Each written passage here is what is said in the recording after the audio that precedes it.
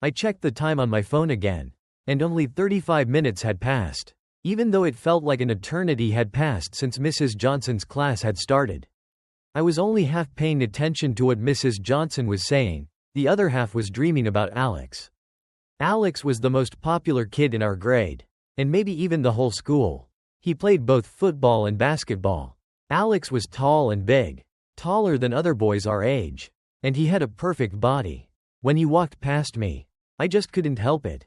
I got images in my head, visions of valiant warriors from the past, men who rushed into battle bellowing their war cry at the top of their lungs.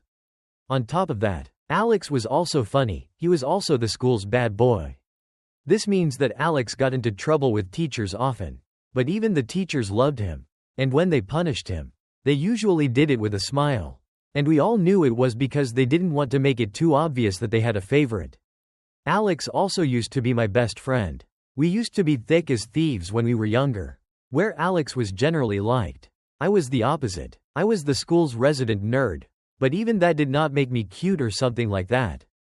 I kept to myself a lot, and somehow many students disliked me. I guess they thought I was being snobbish or something because I was smarter than the rest of them. It was not that I didn't like people. I just really liked being on my own. Besides, I was not always alone. Sometimes I hung out with a few other kids. And I didn't used to be alone either. I used to have Alex, and that was enough. Alex had been my best friend right until we got to high school. And he became Mr. Popular. Anyway, it was good that Alex and I stopped being best friends because I have had the biggest crush on him since we were 14. It might even have gone on longer than that, even though we used to be best friends and had been friends since we were kids. Somehow Alex and I had drifted apart during high school. And now we are almost like strangers to each other. Recently, Alex has been in my thoughts a lot. I remember when we were about to begin high school. We talked about attending the same college and sticking together forever. It was that day that I was thinking about as I watched Alex exchange notes with a girl behind him. That Sunday afternoon Alex and I had been playing games all afternoon. School was starting in 2 weeks. And if I had known that Alex and I would soon stop being friends, I would have told him how I felt right there. You know what would be nice? I asked Alex as I dribbled past his defender on screen. Before I could shoot, he tackled me and gave away a free kick. What's that? Alex asked, pausing the game to look at me. If we went to the same college. I said, imagine that. We could be roommates in college. I think that would be even more fun. I guess it would be nice in California together. Alex said with a smile on his face. He folded his hands behind his head and looked as if he was imagining us together in college. I didn't want to go to California. I had been thinking of Princeton. Mostly because Einstein taught there. California? I asked. Why California? Alex looked back at me, his beautiful green eyes holding my own. I guess for you, if it's not MIT or Harvard, it's not good enough. Well, not all of us are smart enough. You know, I actually was thinking about Princeton. But I guess California is good too. I stayed silent for a moment and then asked, why California though? Alex's eyes twinkled as he replied, Sam, think about all the beautiful beaches and women. Women everywhere. Dude, think about it. With my looks and your brains, we will rule. He struck a pose that made me laugh. In that moment, I seriously thought about going to California just to be with him. We'll rule California. Alex, me and you together. I unpaused the game. But Alex paused it again. That would be nice, he said and shrugged, but his next words surprised me. But what about your dream school? I know you've always wanted to go to Princeton. Einstein taught there for a while, right? Wow. So Alex listens to me. I had only mentioned Princeton to him once. With a sigh, I replied, yeah, but I don't know. I guess if we went to different colleges we could still stay friends. We could visit each other on some weekends and breaks. True. Alex agreed, but there was a hint of longing in his voice. But it wouldn't be the same. We wouldn't get to see each other every day and hang out all the time. I don't know, I admitted. I really want to go to Princeton.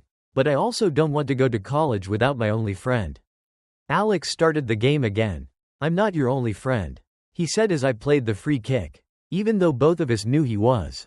And no matter what happens, we'll still be friends. Friends, I hope so, I said, a mixture of uncertainty and hope in my voice.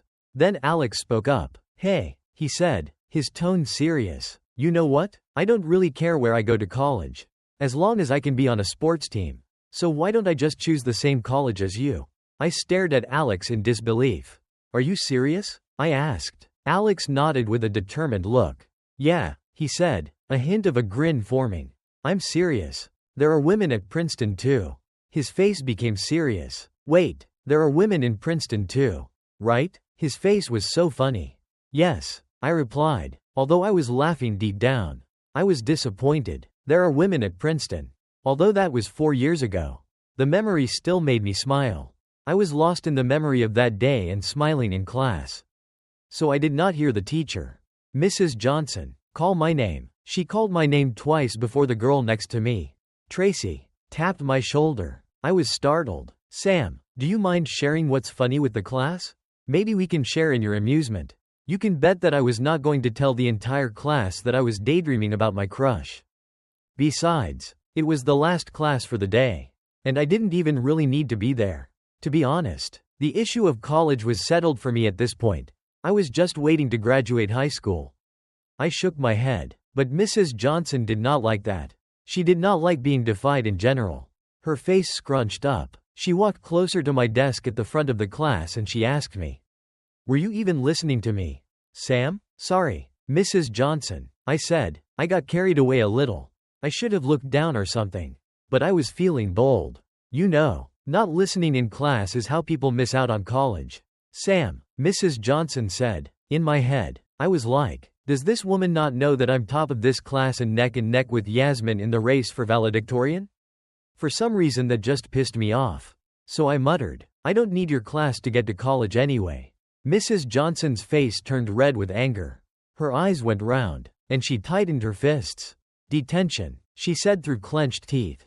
After school in my classroom. Fine, I said and sat down. I took my pen and started spinning it.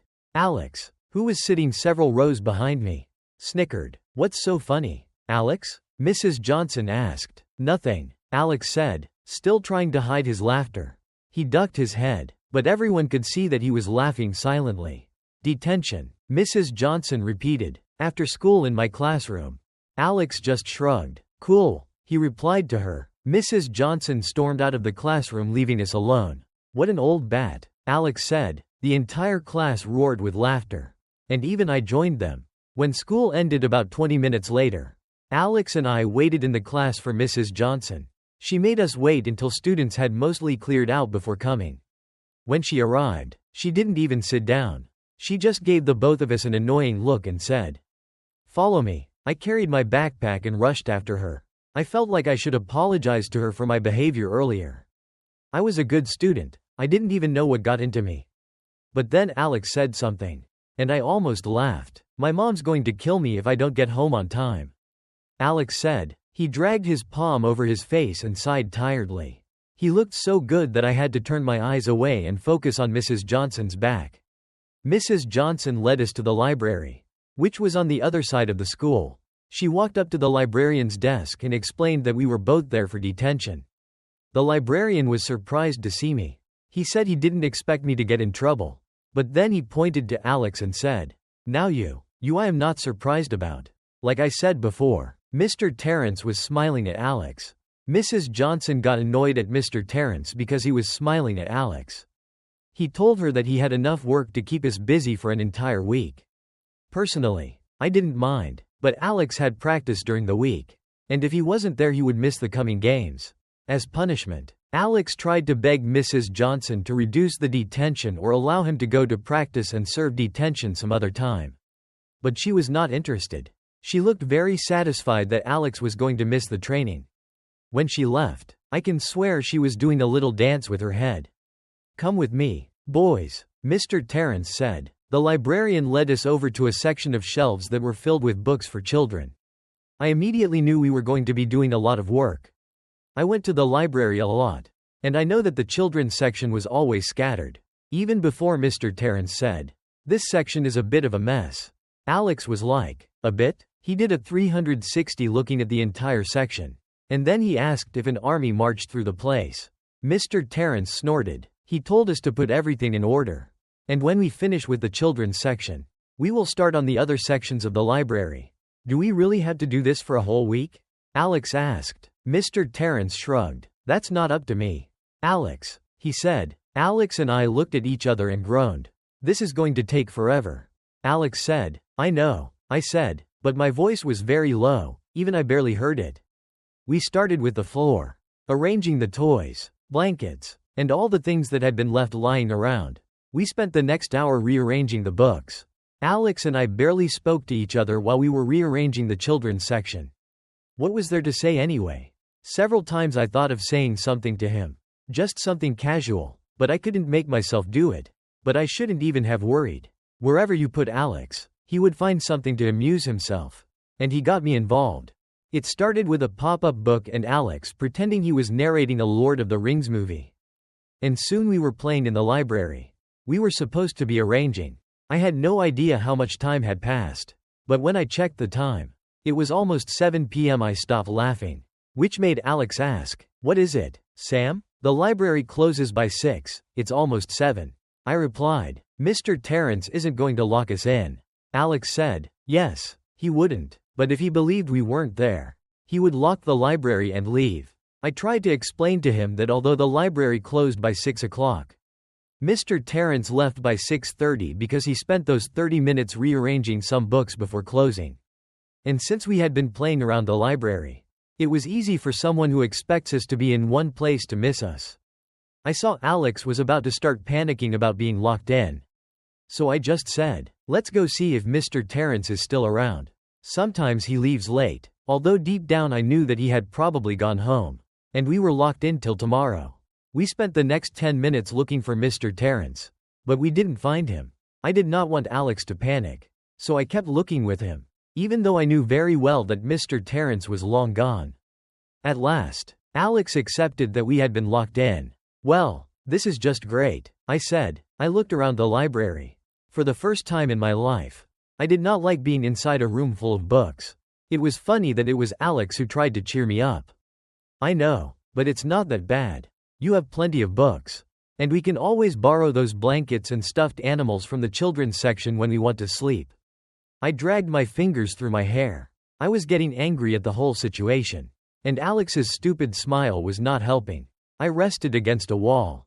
But there was no wall. Just an uncomfortable bookshelf. "Yeah, but what about food?" I asked him because I was soon going to start starving. And we could not eat books. Alex just shrugged. We had absolutely no food.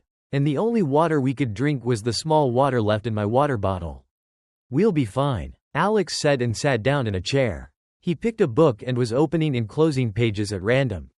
The way he was behaving as if he hadn't been close to panicking just now pissed me off. "This is all your fault," I said, pushing off the wall and heading towards him. "If we had just done what we were asked to do, we would not be stuck in this place now." Alex did not even take me seriously.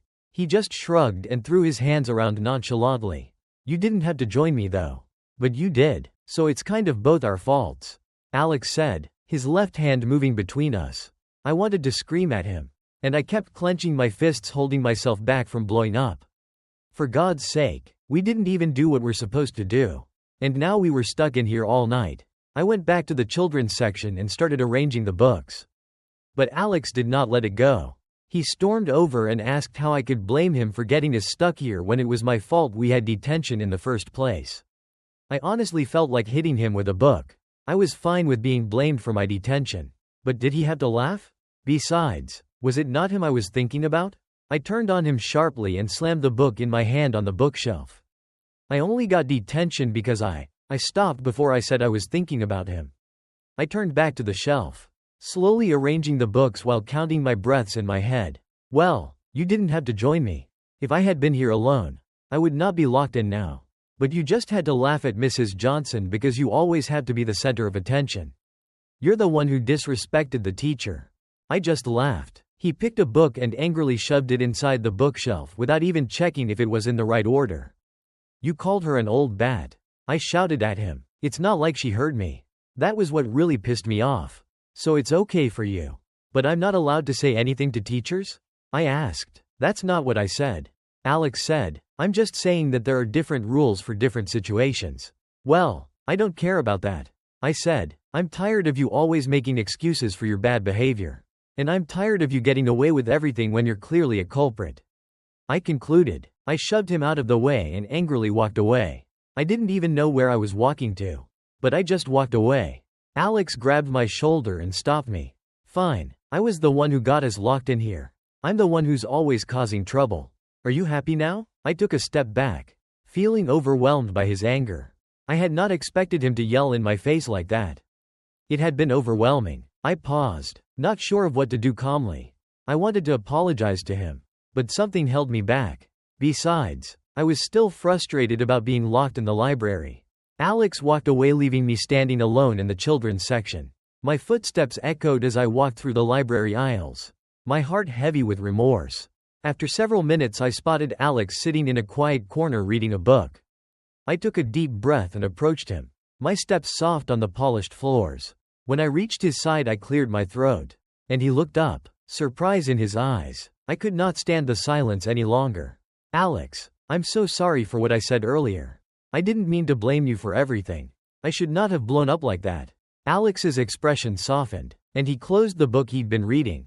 Sam, you don't have to apologize. I know you didn't mean any harm. Yeah, I said. I wasn't sure of what to say next. Alex looked at me as if he was waiting for me to say something. I had to ask, what? There's something on your mind? Alex pointed out. No, there isn't. We used to tell each other everything. Alex said suddenly. Yeah, we used to. I replied slowly. Alex's response was tinged with bitterness. So why did we stop? I was taken aback by his question. I don't know. I guess we just drifted apart. I replied, uncertain about where this conversation was heading. Alex let out a mocking laugh. We just drifted apart, he repeated, his tone filled with sarcasm. Alex, I asked. I was getting more and more confused and anxious. You want to talk, Sam? He asked, his eyes locked on mine, his voice rising again. How about why you stopped talking to me? His words struck me like a bolt of lightning. I hadn't stopped talking to him. It was Alex who had become popular and abandoned our friendship. I didn't stop talking to you, Alex. We just went in different directions. I argued, my voice very small. Alex scoffed, his eyes intense. And denial is a river in Egypt, he retorted. I turned to face him. We're here all night, Sam. When you're ready to face the truth, we'll talk, he stated firmly, then returned his attention to the textbook he had been reading. I checked, and it was history, specifically the part for our upcoming test. I tried again. Fine. What do you mean I stopped talking to you? Let me start that conversation with something very important. He began in a very patient tone. Remember when we were 9? And we were both sent to summer camp? Alex asked. I was unsure why he wanted to talk about that of all things. Weren't we in a major argument right now? But when I looked into his eyes and found no sign of nonsense, I tried to relax a little. Then the memory of that summer camp came back. Neither of us had wanted to go, but our parents had insisted. It was much later that we later discovered that they had planned a child-free cruise for themselves that summer. We fought so hard not to go. I reminisced, a smile playing on my lips, a little more relaxed now at those memories. Alex chuckled, his memories surfacing with mine. Yeah, we did. At the fact that he was following along, I continued the trip down memory lane. When we were finally at camp and the counselors wanted to separate us. What did we tell them? I asked, knowing exactly where this conversation was leading. We either stay together, or we'll turn this place upside down until we're put together. Alex replied, and they thought we were joking. He continued, until we did make good on our threats. I added with a chuckle. Alex and I exchanged a knowing look and erupted into laughter. We had been inseparable since childhood, always having each other's backs. By the time they eventually put us together, it was too late. We had already gained a reputation, I noted, and we just had to uphold that reputation. Alex concluded, his eyes reflecting a certain understanding. I understood that confession did not come out for no reason. I thought of it a moment too long. And it was then that I sensed the shift in our conversation's direction. Why did you start making trouble at school, Alex? I asked. My curiosity piqued. Alex sighed, and his shoulders slumped. Because of you, dummy. Me? Why? I asked. My shock was very obvious on my face. What the hell do you mean because of me? Alex admitted. I don't know. I guess I thought you would try to talk sense into me. And we would somehow go back to being friends. I couldn't hide my astonishment. Wait, You became the school's popular miscreant just to get my attention? Yes, Dumbo, Alex replied, his tone a mixture of exasperation and affection. How was it not obvious? I thought back to the times that I had actually seen Alex make trouble. He was right. I was there every single time. I could think of a few. The time he had gotten detention for pranking the kids on the chess club, which I was part of. I had been there when he had snuck in before our meeting and poured glue on every board and piece. Jessica had a knight stuck to her hand for 3 days. This was earlier in high school when we still occasionally spoke. I had been so embarrassed because he was my friend, and they had almost kicked me out of the club. I went home and was so angry that I yelled at Alex as soon as I saw him. I can't believe you did that, Alex. They almost kicked me out of the club. Alex just shrugged and said, it was just a joke. I was so angry that I could barely speak. It wasn't funny. Alex, you ruined everything. Jessica still has a knight stuck to her hand. Alex laughed. That's hilarious. I couldn't believe that he thought it was funny. It's not funny. Alex, it's mean. Calm down. Sam, he put his arms around my shoulder. It's not like I'm hurting anyone. I was so frustrated that I pushed him away. You're making them feel embarrassed and humiliated. Alex rolled his eyes. I had been so angry that I had just walked away and stopped talking to him. I think that was the beginning of us not talking at all. The time he had gotten in trouble with the principal for setting off stink bombs in the school cafeteria. Nobody could eat that day. I had been there when he had lit the fuses and thrown them down the hallway. In fact, he had waited for me to enter before setting them off. The whole school smelled like rotten eggs. The principal had been furious. He had suspended Alex for a week. I was relieved that he was finally getting what he deserved. Each time he did something, I distanced myself from him more. But why? I pressed, still trying to understand the reason for his actions. Because we were supposed to stick together. Alex explained, and you just left me alone. Why did you do that? Dude, I could have answered several things. Especially those that he did in his childishness. But instead of any of that, what I let out was, I have a crush on you. Alex didn't even look up. His phone's flashlight cast an eerie glow in the dimly lit room. Took you long enough, he remarked casually. My voice trembled, laced with surprise. Wait, what do you mean by that? Alex finally raised his gaze from the textbook. His eyes meeting mine. I know. I've known for a while now. How? I was baffled, my mind racing. You're not very subtle, Sam, he replied with a hint of amusement. My face flushed, a mix of embarrassment and disbelief. So the whole school knows? My voice shot up an octave, echoing through the hushed library. Alex chuckled, shaking his head. No, I guess I've known you for so long that I can tell. He paused, his expression turning serious. You know, at first I thought it was some other guy you liked that was making you distance yourself from me. But then I realized it was me. I remained silent, absorbing his words. And you said nothing? I finally managed to ask, my voice barely a whisper. So did you, he countered. Besides, it was your feelings to admit to or not. My mind wandered back to the past few months. The awkward silences, the unspoken tension. I had noticed a change in Alex. A new crowd. He seemed to gravitate towards the jocks, the cheerleaders, the popular kids. I felt a pang of insecurity, a fear of being left behind. I thought you had outgrown me, I confessed, my voice laced with self-doubt. Alex placed a reassuring hand on my shoulder. God, Sam, I am on the team. I will inevitably hang around the jocks, he said, making air quotes around the word. And most of the girls you see me with are cheerleaders or friends of the other players. I started to say. But I paused. I was just being foolish. Huh? I said, my gaze fixed on the floor. Well, not exactly, Alex replied, his eyes filled with understanding. I thought you would be mad or something if you knew. I explained, my heart pounding in my chest. I expected an answer, a tease, but he did something better. Alex leaned closer, our noses almost touching. I felt my breath catch in my throat, my heart skipping a beat. His eyes, those deep soulful eyes, were locked on mine, and then he kissed me.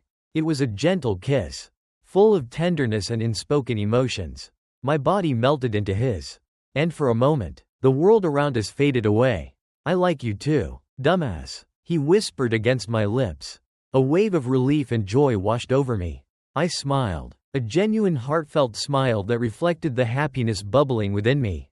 Alex smiled back, his eyes sparkling with affection as the kiss ended. We remained there for a moment, lost in each other's gaze.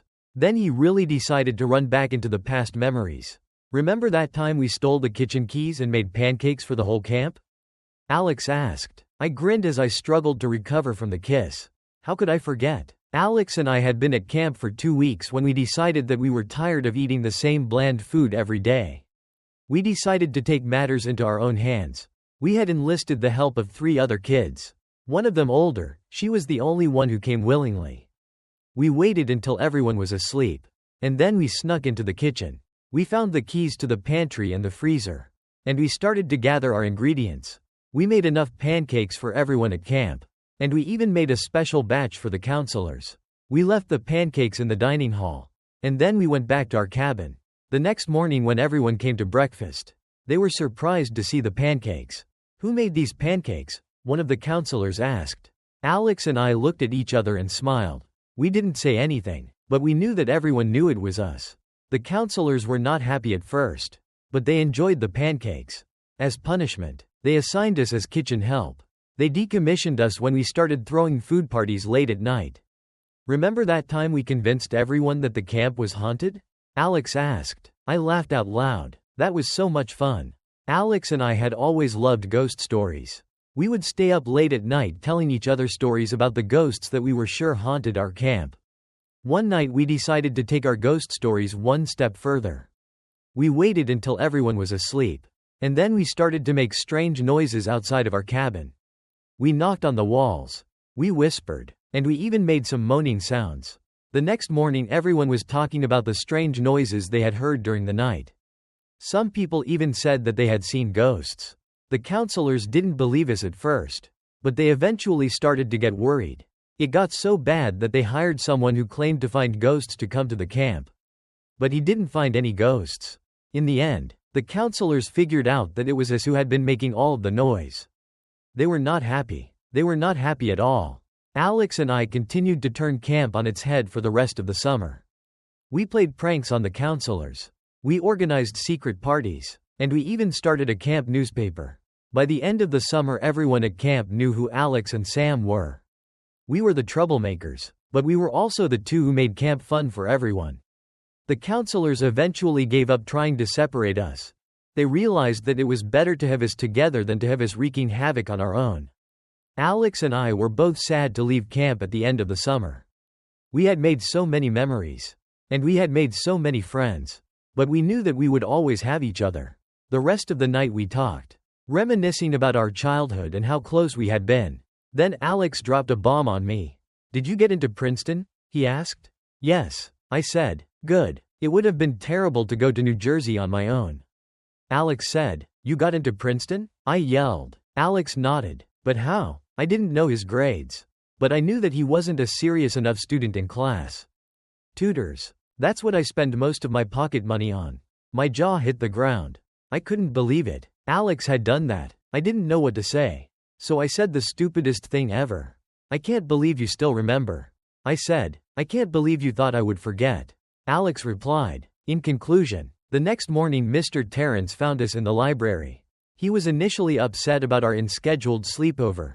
But upon hearing our story, he became apologetic for locking us in. We told him it was all right. Our parents had been worried sick and were relieved to find us in good condition. We explained that it was our fault that Mr. Terrence locked us in. Alex and I left the library hand in hand, knowing that our friendship had rekindled and transformed into something deeper. We would both attend Princeton and continue creating memories together. Our journey as best friends had come full circle, and we were ready to face whatever challenges lay ahead. As we stepped out of the library into the new day, the sun shining bright, I couldn't help but feel that our story had come full circle. From childhood friends causing mischief at summer camp to high school pals drifting apart and finally finding our way back to each other. Our bond had survived and grown stronger. And as we ventured into the next chapter of our lives, I knew that no matter what challenges lay ahead, we would face them together as friends, confidants, and maybe even something more. The end. Do you think Sam was right to abandon his friend when he started getting popular just because he wasn't really sure? Thanks for watching. Consider subscribing to become a part of our Rainbow Force and stay wholesome.